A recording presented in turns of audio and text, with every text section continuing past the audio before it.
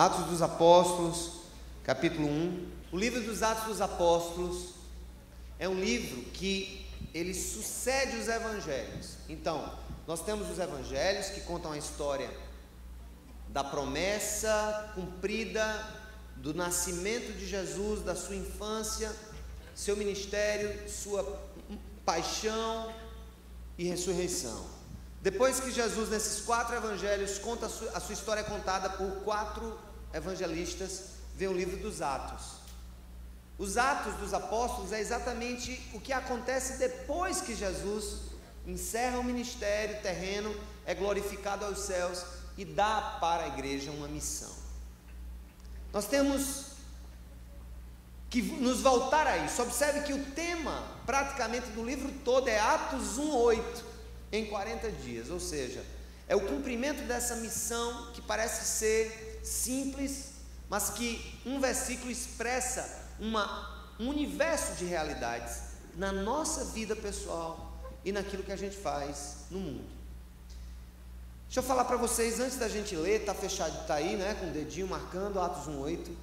Jesus, em um certo momento, ele reuniu os seus discípulos e ele disse assim: assim como o Pai me enviou, eu também envio a vós. Olha que coisa simples. Mas eu preciso falar dessa simplicidade das palavras de Jesus, porque a igreja não pode perder de mente e de coração uma realidade. Nós não estamos aqui para aprender o que Jesus fez só. Para muita gente, igreja é ir para um lugar, aprender o que Jesus fez para eu aplicar alguma coisa na minha vida, receber uma palavra de ânimo. Igreja é aprender o que Jesus fez para fazer aquilo que Ele mandou que a gente faça. É por isso que Ele disse: como o Pai me enviou, eu envio vocês. Ou seja, eu cumpri uma etapa do processo. Eu sou o Deus Filho enviado em missão, e eu envio vocês, o meu povo, em missão também, do jeito que eu sou enviado. Olha que coisa. Para muitas pessoas, a desconexão desse fato pode produzir doença espiritual. Por quê? A gente começa a se ver como um coitadinho, a gente se vê como eterna criança que precisa estar sempre ali tomando leitinho do pastor, do padre ou do irmão mais sábio na fé. Mas Jesus disse aquilo para os seus discípulos. E ser discípulo de Jesus é exatamente isso: é recebendo o poder do Espírito Santo, fazer aquilo que Jesus fazia e ser capaz de fazer obras que o próprio Jesus não fez sob o ponto de vista territorial. Vou explicar por quê. Porque Jesus foi um homem, gente, que viveu em um raio de 500 quilômetros. Jesus não andou mais de que em um raio de 500 quilômetros. Se você conhece Israel, se não conhece, olha no mapa. Israel é menor do que Alagoas, Sergipe, tamanhozinho de Sergipe, coisinha pequenininha. Você sai do norte para o sul em 3 horas, 4 horas. É um país pequeno. Jesus viveu ali, naquele Judéia, Galiléia, Samaria, ficou por ali. Ele não foi um homem que no físico, no corpo, ele viajou muito, ele localizou-se. Porque Jesus queria ensinar aquilo para o seu povo ali, para que o seu povo se visse, para que o seu país, para que Israel e Jerusalém especificamente se visse como epicentro. Você já jogou uma pedra num rio, num lago? Quando você joga uma pedra no lago, ela não cai, ela não forma ondas, né? E ela vai formando aquelas ondas. Jerusalém foi, portanto, o epicentro daquilo que ele disse: olha, o Pai me enviou, e do jeito que ele me enviou, eu envio vocês. Em outras palavras, vocês vão continuar aquilo que eu comecei. Em outras palavras, eu comecei, vocês dão prosseguimento. Em outras palavras, eu iniciei, vocês vão consumar pelo poder do Espírito Santo, vocês vão até o fim. Quando a gente entende que na vida é muito mais que filho de Deus pela conversão e pela graça, mas é parceiro de Deus no processo de implementação dessa mensagem no mundo, a gente é mais feliz. Quando em algum momento, que eu não sei quando, entre o dia de hoje e a minha conversão, aí há uns 15 anos atrás, mais talvez, que isso? Mais, com certeza mais, uns 18 anos. Em algum momento, entre a minha conversão e hoje, eu despertei para uma realidade. Eu não sou apenas um filho salvo pela graça, eu sou um continuador da obra que meu pai começou. Amém, irmãos? Isso é diferente. É como se o filho olhasse para o negócio do pai. Tem dois tipos de filho. Tem um ditado que diz assim, né? Pais ricos, filhos nobres, netos pobres. Já ouviu falar disso? O pai ganha, o filho gasta e o neto sofre. Um é rico, o outro é nobre e o outro é pobre. É uma sequência. E eu vejo que a igreja de Jesus, se ela seguir essa mesma lógica, ela morre como começou a morrer nos Estados Unidos. Presta atenção. Vieram os missionários, igreja fortíssima. Os filhos usufruíram das bênçãos dos primeiros cristãos e os netos apostataram da fé, porque não se viram participantes de um circuito. A igreja permanece, não é à medida que ela compra templos.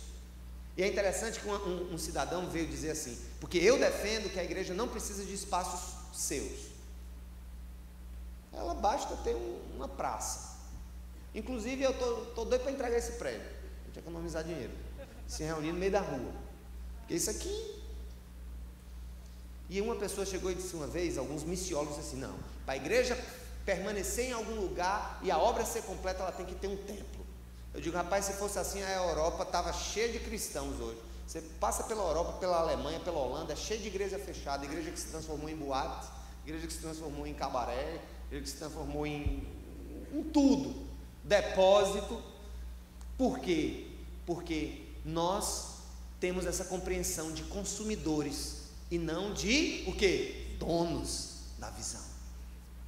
Quando o filho recebe algo do pai em herança, ele se entende dono daquilo e não um mero consumidor, o que ele vai fazer? Ele vai pegar o que ele recebeu do pai e vai deixar o dobro para os netos. Mas se ele é um consumidor, ele vai gastar, vai torrar o dinheiro todinho, vai viver e talvez nem gaste todo, vai deixar um restinho para comprar a cova dos netos. Assim é a missão. A missão é eu entender que quando Jesus disse, assim como o Pai me enviou, eu envio vocês. Então, quando Sérgio Queiroz entendeu que era muito mais que filho de Deus, mas um continuador do trabalho que Jesus começou, aí eu comecei a entender o que é ser feliz. Quando cada membro do corpo de Cristo entende essa sua participação, ele começa a entender o que é ser feliz. Então, quando Jesus disse essas palavras, cumpriram-se mais alguns dias, ele morreu, ressuscitou, e antes de ser glorificado, ele deu essa palavra no livro dos Atos dos Apóstolos 1:8. Vamos lá. Ele disse assim no versículo 1:8. Mas o que, gente? Receberão poder quando o Espírito Santo descer sobre vocês. Parem aqui. Recebereis quando o Espírito descer. Amém, gente? Ou seja, quem não tem o Espírito Santo não tem o poder de Deus. Concordam comigo? Se a igreja não valoriza o poder do Espírito Santo, ela não tem o poder de Deus. Recebereis poder quando vier sobre vós o Espírito Santo. Então, o Espírito Santo é o terceiro ator na história da humanidade. Deus Pai, Deus Filho, Deus Espírito Santo. Jesus Cristo é Deus Filho enviado em missão, e o Espírito Santo é Deus Espírito enviado em missão, para, completando a obra que foi iniciada por Jesus, empodere a igreja para ir até o fim. Jesus nos disse uma coisa no final da sua missão, ele disse, olha, eu vou estar com vocês até a consumação dos tempos, pela presença do meu Espírito Santo. Então, se eu sou convertido, se a minha vida pertence ao Senhor, eu recebi esse poder quando desceu sobre mim o Espírito Santo no dia que eu entreguei a minha vida a Jesus. E eu passo a não ser mais dono de mim mesmo, eu passo a ser um instrumento nas mãos do Senhor, porque o Senhor passa a agir na minha vida, passa a agir na sua vida. E Jesus disse, vamos lá repetir, mas receberão poder quando o Espírito Santo descer sobre vocês, e vocês serão o que, gente? Serão o que, igreja? Serão minhas testemunhas, em Jerusalém, em toda a Judéia, Samaria e até os confins da terra. Observem que há aqui uma progressão geográfica. Isso aqui não é só verbo, aqui não é só palavras desconectadas. Jesus disse assim, olha, começa em Jerusalém. Por que em Jerusalém? Jerusalém foi o epicentro da morte e ressurreição de Jesus. Ali era o centro da religiosidade judaica, ali era o centro do pensamento espiritual do povo judeu, e era ali que o evangelho precisava começar, entre os judeus, no centro, no epicentro. E lá Jesus diz, olha, comecem a pregar em Jerusalém, a testemunhar, sair por aí a contar a minha obra, a contar o que eu fiz, e que vocês vão continuar essa missão que eu vim iniciar. Depois de Jerusalém, vocês vão para a Judéia. A Judéia era como se fosse uma província, cuja capital era Jerusalém, ou seja, eu saio do epicentro, que é a cidade, e vou para a província. E depois que vocês forem à Judéia, vocês vão a Samaria. Samaria era províncias vizinhas, era uma província vizinha. E depois que você for para uma província vizinha, aí você vai para os confins da terra. Mas é interessante que Jesus, ele se concentra ali no epicentro da missão, ele reveza, o ministério de Jesus acontece entre o Mar da Galileia, Cafarnaum, ali Betsaida, também a cidade de Gadara, ali às margens do Mar da Galileia, ou na região de Betânia, Jerusalém. Ele não foi de andar muito, ele concentrou-se ali. E eu fico pensando, que implicação esse processo que Deus nos dá tem na nossa vida. E eu vejo muita gente dizendo assim, eu quero ganhar o mundo, eu quero ser missionário na África, mas nunca foi capaz de ser testemunha de Jesus na sua própria casa. Sabe como é que eu entendo isso? Tem muita gente se escondendo em missões, do seu fracasso de ser um missionário para o seu próprio povo. Nós temos uma Jerusalém pessoal. Sabe o que é minha Jerusalém pessoal? É a minha casa, é minha mulher, são os meus filhos, é a minha família. Essa é a minha Jerusalém, é a minha cidade. Sabe por que a gente está saindo? É porque a gente entende que está cumprindo a missão em Jerusalém. A decisão de ir para Campina Grande foi depois que fortaleceu a nossa Jerusalém, João Pessoa. Mas eu tenho uma Jerusalém pessoal, insubstituível, que é a minha casa, o meu povo, os colegas de trabalho lá na procuradoria são a minha Jerusalém. E eu preciso entender que esse poder que Jesus me deu, e que dá a você, e que dá para nós, é um poder que deve ser exercitado na nossa Jerusalém. Você tem que ser o melhor missionário, a melhor missionária dentro da sua própria casa. Você tem que ser exemplo na sua própria casa. Você tem que lutar para ser exemplo para os seus pares. Você tem que ser alguém que dá exemplo no seu trabalho. Você tem que ser na sua repartição o melhor funcionário, o que chega mais cedo, o que sai mais tarde e o que faz mais as tarefas, e não um resmungão, e não, sabe, um falastrão, e não alguém que é conhecido pelas canelas de fogo, mas cujo caráter é uma coisa fora de série. Amém, irmãos? Glória a Deus. É isso mesmo. Nós temos uma Jerusalém, eu tenho uma Jerusalém. Se eu fracassar em Jerusalém, eu não posso ir para a Judéia. Por que eu vou querer ganhar o mundo se eu não consigo ser testemunha fiel de Jesus no meu próprio curral, no meu próprio quintal? Então esse é o desafio de entender que, por exemplo, quando você ouve sobre o que é uma igreja missionária, o que é que vem na sua cabeça? Igreja missionária, o que é na sua cabeça? Me diga aí, me ajuda aí, alguém me ajuda? Que vai para vários lugares. Para você, o que é uma igreja missionária? Pode levantar a mão, aqui é participativo. A igreja que envia missionários, é uma igreja missionária, né? Na cabeça da gente, vou ajudar vocês, uma igreja que manda dinheiro para missões lá fora, é uma igreja missionária, não é assim? Está errado. Vou explicar, está errado. Sabe como é que surgiu essa ideia? De que igreja missionária é a igreja que envia alguém?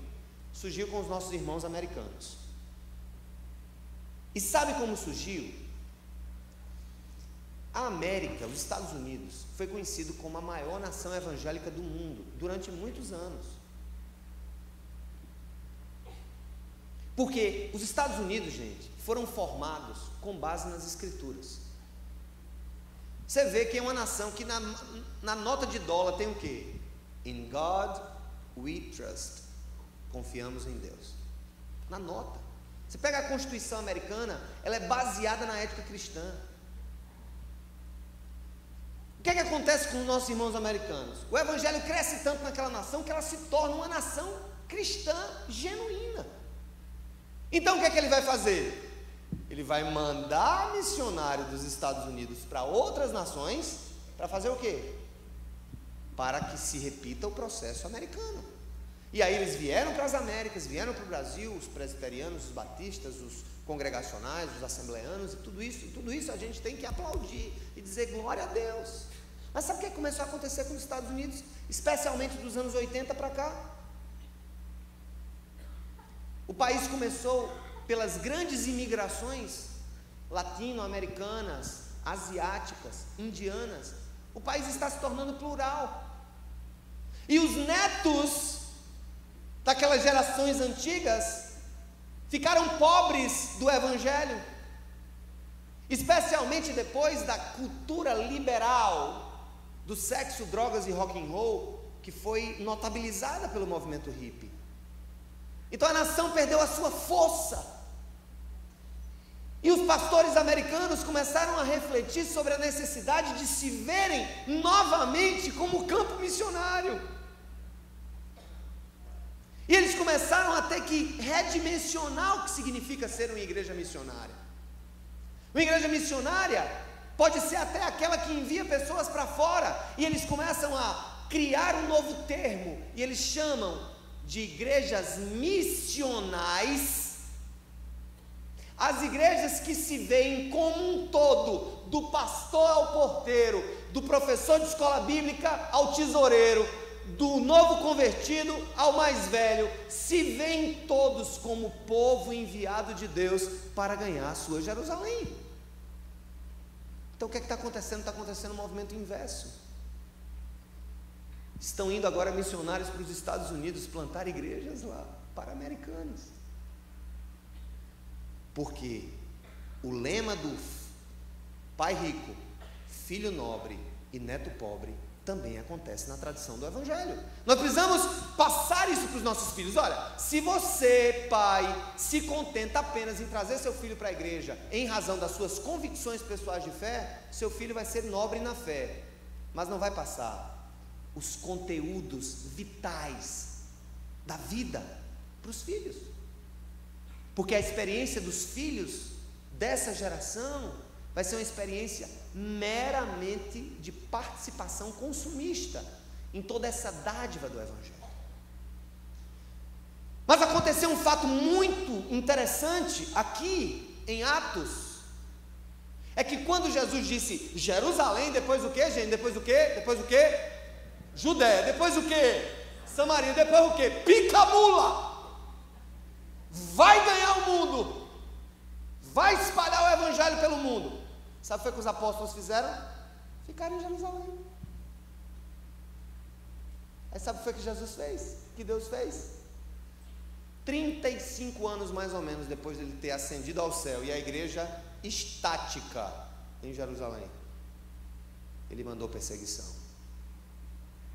Ele permitiu que o Império Romano destruísse o templo dos judeus e espalhasse o povo de Deus pela face da terra. Eu fico pensando, por que que países como a China, países da África, países como a Índia estão crescendo no evangelho? Porque estão sendo perseguidos. Porque os consumistas, perdoem a sinceridade, se transformaram em missionários.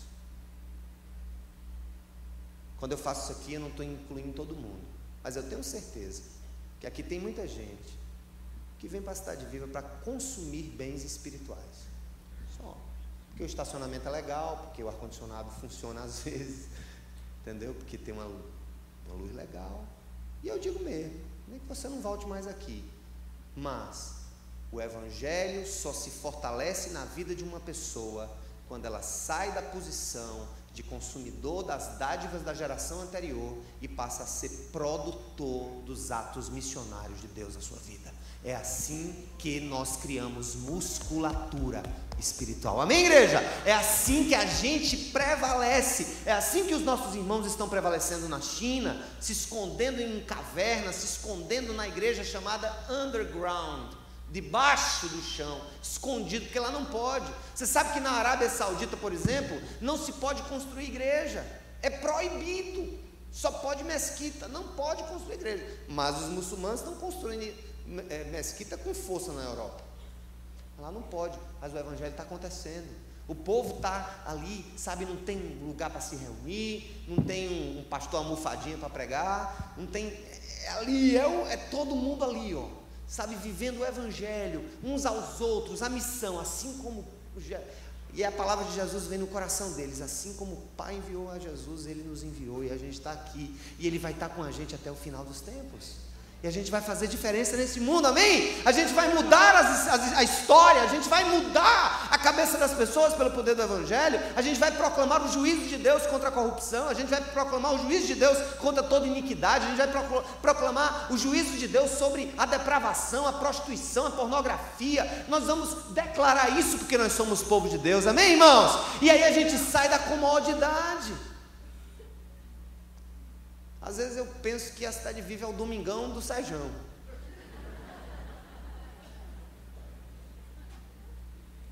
E quando eu penso isso, vocês sabem que isso significa a pior de todos os pensamentos. Tem até a turma que não vem quando o Serjão não está. Esse está lascado.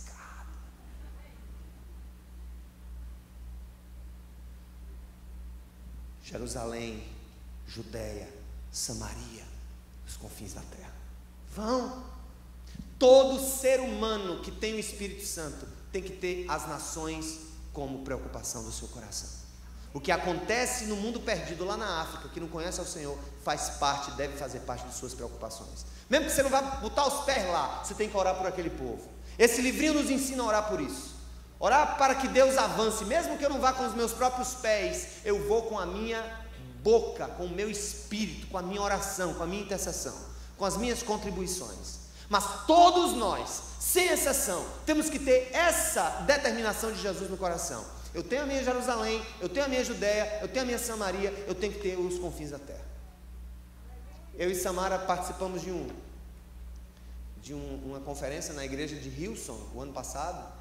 E lá um grupo da Compassion estava apresentando um projeto de adoção de crianças. E nós, uma adoção, não adoção no sentido legal de ter como filho, mas adotar como afilhada. E nós adotamos uma criança da África, que se corresponde conosco. É uma maneira de eu entender que nós, Sérgio e Samara, tem os pés também cravados nos confins da terra, ao abençoar aquela criança, dando a ela condição de estudar, dando a ela condição de aprender do Senhor. Então, amados, esse processo na nossa vida tem que acontecer. Você tem que estar preocupado com isso. Ah, está acontecendo um negócio. Que bom que eu moro no Brasil, né, rapaz? Aqui não tem tsunami, não tem terremoto. Pô, eu estou doido que venha, para ver se esse país sacode. A igreja daqui está morta, a igreja daqui está, sabe, está assim, ó, está cuspindo mosquito, engolindo camelo, meu amigo.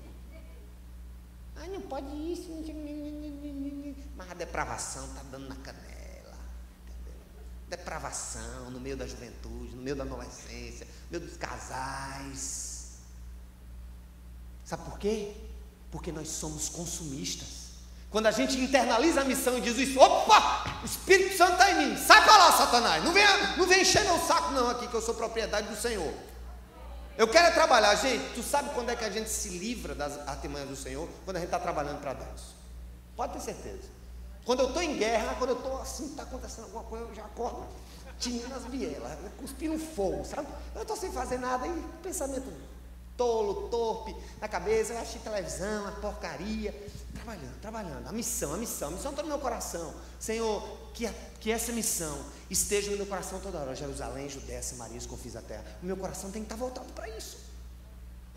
Quando eu paro de pensar nisso, eu vou ser conduzido pelo inimigo, ele vai começar a colocar outras coisas, outras prioridades. Ah, não, você vai ter que ter a sua Jerusalém, uma casa em Jerusalém, uma casa na Judeia, uma casa, uma mansão, porque você é filho de Deus em Samaria, e quem sabe um iate para você visitar as ilhas dos confins da terra. Esse é o evangelho que a gente está ouvindo.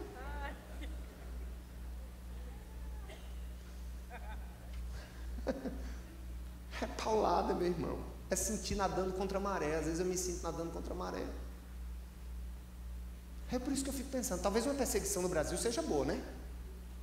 Se disser, está proibido abrir igreja, ou coisa boa, eu quero ver quantas sobrevivem. Acho que da cidade viva não fica 10%. Mas se ficar, ainda estou feliz, porque a gente começa do zero. Mas começa não com filhos e netos consumidores, mas com filhos de uma geração que plantou o evangelho nessa nação, que vai pegar as sementes e vai multiplicar 30, 60 e a 100 por um. Louvado seja o nome do Senhor. Louvado seja o nome do Senhor. Vamos aplaudir o Senhor, porque é Ele que coloca isso no nosso coração. Ele que coloca isso. Ele que nos guia nesse processo. E aí eu fico pensando, depois que tudo isso aconteceu, vem uma segunda etapa. Observem aqui no capítulo 11, ó gente, 11 de Atos, 11 e 19, leiam comigo, pra você entender o cronograma, 11 e 19, o que é que diz em 11 e 19? Os que tinham sido, o que, queridos? Dispersos por causa da perseguição desencadeada com a morte de Estevão, chegaram até a Fenícia, Chipre e Antioquia, começaram a picar a mula. Deus separou. Mas olha o que acontece no 13. No 13, a gente tem o início do cumprimento planejado das missões internacionais. É quando a igreja, enfim, separa Paulo e Barnabé para começarem a ir nos confins da terra. Olha o que diz a palavra no 13. Na igreja de Antioquia havia profetas e mestres. 13:1. Barnabé, Simeão, chamado Níger, Lúcio de Cirene, Manaém, que fora criado com Herodes o tetrarca, e Saulo, aqui é São Paulo, Saulo de Tarso, ou Paulo de Tarso. Enquanto adoravam o Senhor, e o que, gente? Jejuavam. Olha a importância do jejum nesse processo da gente de missão. Para a nossa casa, para os nossos filhos, jejuavam e o que? E adoravam o Senhor. Disse o Espírito Santo: separem Barnabé e Saulo para a obra a que os tenho chamado. Assim, depois de jejuar e orar, impuseram-lhe as mãos e os o que? Enviaram. Quando a gente vai cumprindo nossa tarefa em Jerusalém, em Judéia, na nossa casa, mas também no nosso coração estão os confins da terra, a gente começa a dizer assim: Senhor, me usa, eu quero que o Senhor me use mais. Dentro desse processo do Sertão Vivo, desse projeto, o que é que nós queremos? Pelos últimos dados do IBGE, da última pesquisa do IBGE, o Brasil tem crescido muito na evangelização, na perspectiva evangélica. Mas eu vou dizer uma coisa para vocês, eu não estou muito preocupado com isso não. Eu quero que o povo conheça a verdade. O nome da igreja que ele tem, eu estou um pouco me lixando. Pode ser Igreja da Meia-Noite, a Casa do Tatu, o que for. Igreja sem nome, não quero nem saber. Eu quero que ele entenda qual é a missão da vida dele dada pelo Senhor. E eu acho que é isso com que a gente tem que se preocupar, amém? Então, quando você olha para o sertão, você olha para as cidades do sertão do Cariri, as cidades são bem servidas de igreja. Mas quando você vai para o mato, para os sítios, gente, o povo ainda vive como se fosse no século XIX. Porque não é admissível em um país que se diz em desenvolvimento, que milhares dos seus habitantes ainda façam xixi e cocô no mato, que ainda não tenham água. A essa altura, o Brasil, com a Embraer, vendendo avião para o mundo todo, ainda não tem água para dar de beber para o seu povo, ainda não tem. Mas o pior que isso, são pessoas que ainda estão vivendo um cristianismo medieval, é uma mistura de cristianismo com animismo, aquela história da chuva, sabe, a pedra e Deus, é uma mistura, as pessoas não entendem, as pessoas não sabem do seu futuro, tem medo da morte, tem medo de alma, de fantasma, de boitatá, de mula sem cabeça, de cobra, como é? Cega? Cobra cega é brincadeira de criança. Cabra cega, perdão, a cabra cega. Não, mas cabra cega é brincadeira de criança, né? Tá bom. Deixa eu falar. O que eu quis dizer é que há milhões de pessoas que ainda não tiveram a oportunidade de ouvir uma palavra simples sobre o que Jesus faz na vida da gente.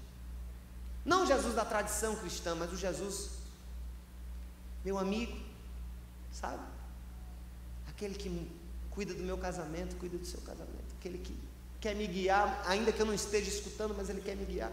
O Jesus pessoa, não o Jesus ícone religioso, o Jesus pessoa, o Filho de Deus.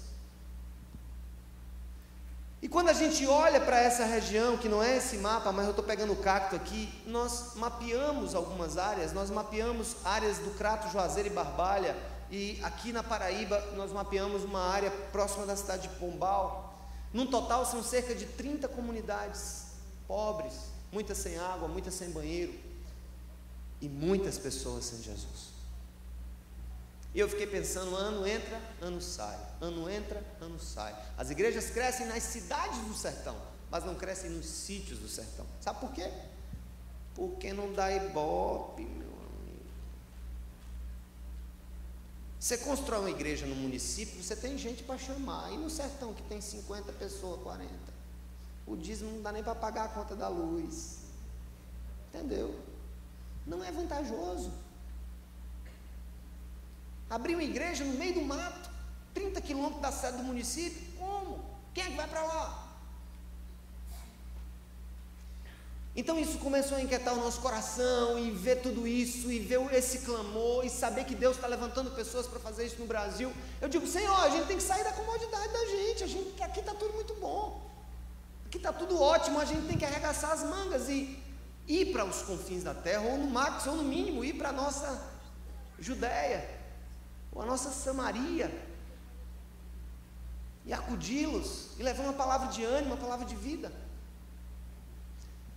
Gente, sabe o que é que bloqueia isso? Não é só a inviabilidade financeira na construção de templos. Uma outra coisa inviabiliza a missão hoje, é porque a igreja esqueceu que missão começou nas casas. Até Santa Helena, ou Helena, mãe de Constantino, imperador de Roma, se converteu ao cristianismo no século IV e saiu mapeando os lugares sagrados e mandando construir igrejas. Até o século IV o cristianismo não experimentou outra coisa senão comer pão na casa dos irmãos. Não havia templos, havia casas. Era nas casas que eles comiam, nas casas que eles oravam, nas casas que eles se ajudavam, era na casa que ele via se o irmão estava sem comida e trazia a galinha da casa dele para comer com o irmão. Quando as igrejas surgem nos seus templos, ela se tornou fria, porque ela perdeu o seu caráter relacional. E eu fico pensando, talvez o sertão seja uma oportunidade que Deus está dando para nós voltarmos ao começo de tudo.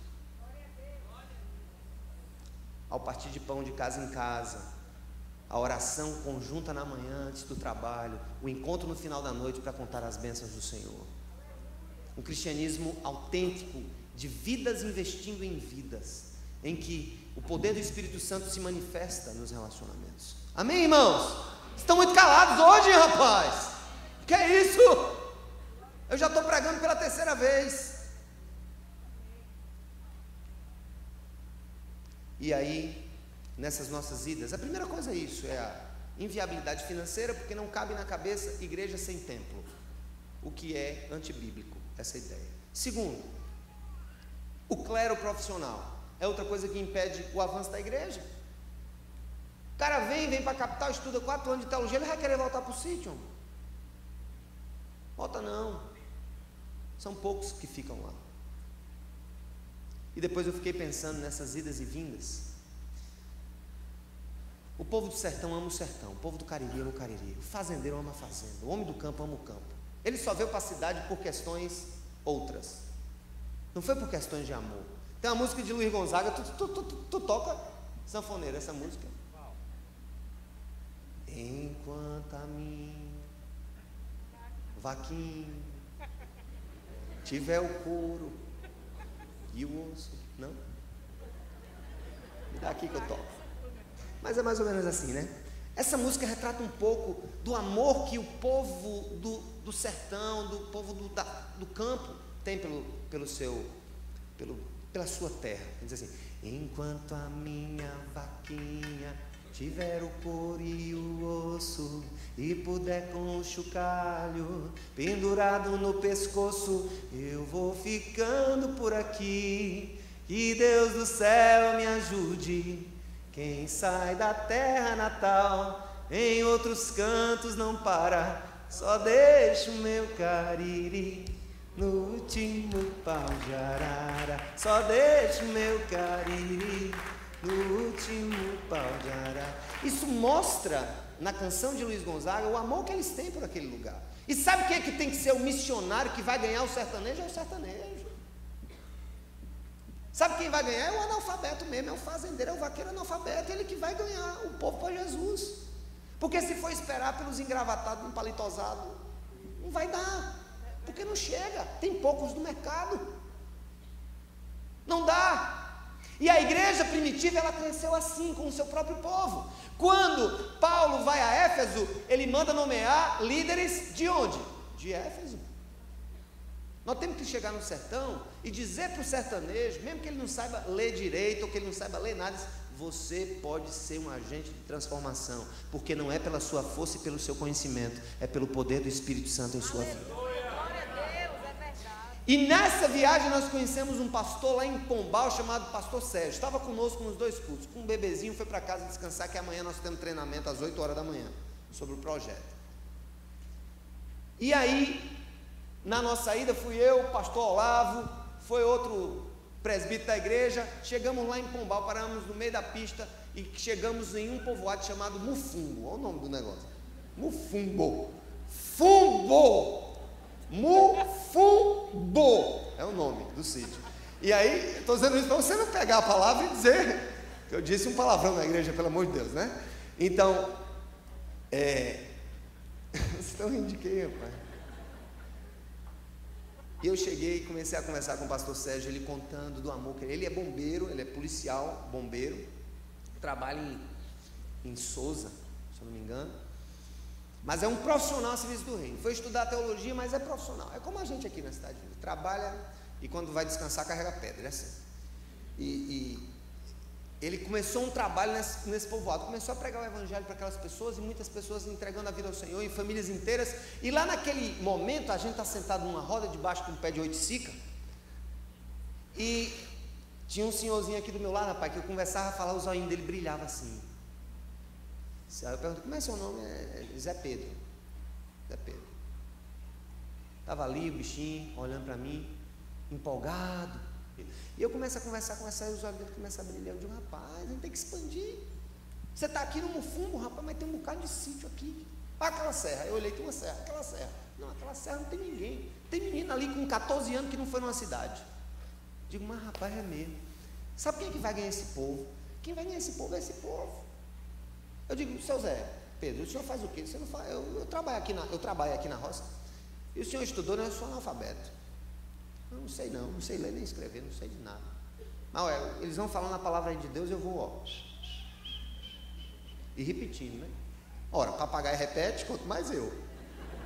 Só ouvindo.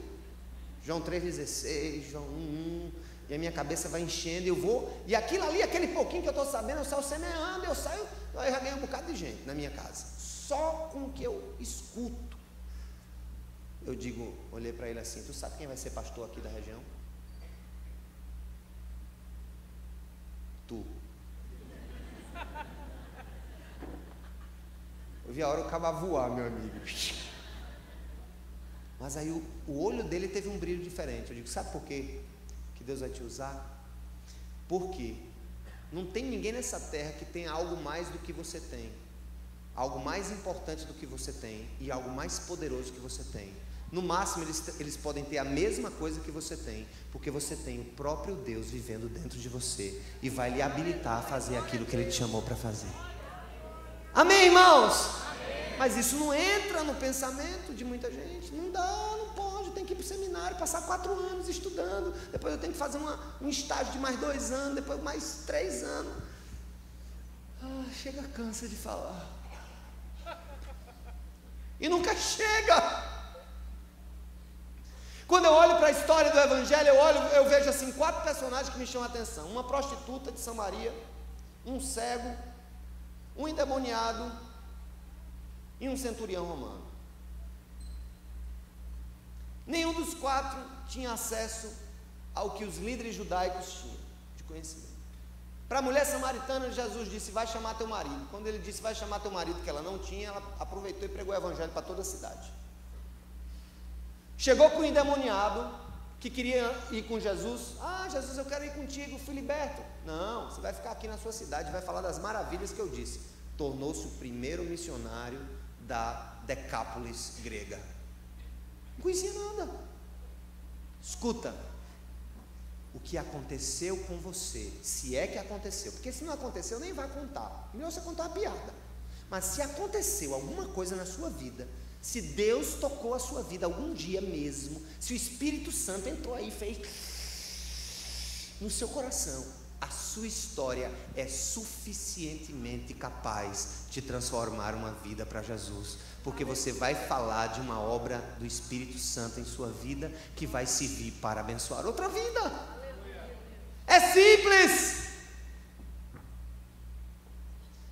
E aí, gente, você diz assim, mas eu não tenho armas, eu sou fraco, eu estou sem preparo, eu não sei fazer nada, eu não sei o que. Abra aí, 2 Coríntios 10. Você vai saber que arma você tem. Escuta, olha para mim aqui, olha para mim, olha para mim. Ó. A engenharia constrói pontes, certo? O médico opera coração, certo? O cientista descobre vacinas, certo? O engenheiro de computação produz computadores e softwares, certo? Certo, gente? Certo? O costureiro faz roupa. A NASA manda o povo lá, como diz no céu, lá para baixo da égua, assim.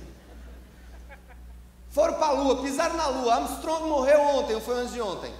Primeiro homem a pisar em um ser celeste na história, morreu ontem, ele morreu, pisou. Estão querendo mandar agora para Marte, em 2023, uma expedição tripulada. Aí para isso eu preciso universidade, estudo, ciência, tecnologia, dedicação, tudo isso é bom e tudo isso glorifica a Deus. Aí tem um lugarzinho, tem um solo inacessível, chamado coração humano. E esse solo é dominado desde a nossa concepção pelo império das trevas. Pode ficar escandalizado. Nós nascemos em pecado. Em pecado somos concebidos. Todo ser humano nasce com o selo do pecado original. E para conquistar esse solo, não tem engenharia, não tem bomba atômica, não tem computação, não tem NASA, não tem poder humano que possa conquistar. Mas Paulo fala sobre a arma que nós cristãos temos para conquistar esse território que Satanás tem tomado conta na vida das pessoas. Olha o que é que ele diz. Versículo 4 do capítulo 10. As armas, vamos ler comigo. As armas com as quais lutamos não são humanas. Ao contrário, são o quê? Poderosas em Deus. Aleluia. Poderosas em Deus, para destruir fortalezas. Destruímos argumentos e toda pretensão que se levanta contra o conhecimento de Deus, e levamos cativo todo pensamento para torná-lo obediente a Cristo. Nós temos poder. A oração e o jejum é poderoso. É você pegar o coração, com todo respeito, de um ateu que nunca ousou, que nunca glorificou a Deus com a boca, e ele pegar um homem simples no sinal, Deus pegar um homem simples no sinal e pregar a palavra para esse cara, e ele se derreter ali numa direção mesmo, ver a hora ele bater o carro. Por quê? As nossas armas são poderosas em Deus. Elas destroem argumentos, elas destroem pretensões, elas abrem portas que a ciência nunca vai abrir. Escuta, quando eu falo que nós podemos construir poços, yes, nós podemos, mas Dilma também pode. Quando eu digo que a gente pode construir banheiro, podemos. Mas Coutinho também pode. E Cid Gomes também, lá no Ceará. É Cid, não? O governador do Ceará? É, gente. Pode construir. Mas quando se trata do solo do coração do nordestino, só uma arma será capaz de destruir aquela fortaleza: o amor e a graça e o poder do Evangelho de Jesus Cristo. Esse Tilma não pode dar, esse Coutinho não pode dar, esse Cid não pode dar, mas a igreja pode levar. Aplauda o Senhor com força, porque Ele é Senhor daquele povo. Essa arma é imbatível. Não tem quem consiga suportar essa arma. Ela pega o cabo de jeito e o cabo cai, meu amigo, se estrebuchando no chão. Foi isso. Quando o cabo vê, já é de Jesus, ele nem sabe. Foi o que aconteceu comigo. Porque as armas do Senhor são invencíveis.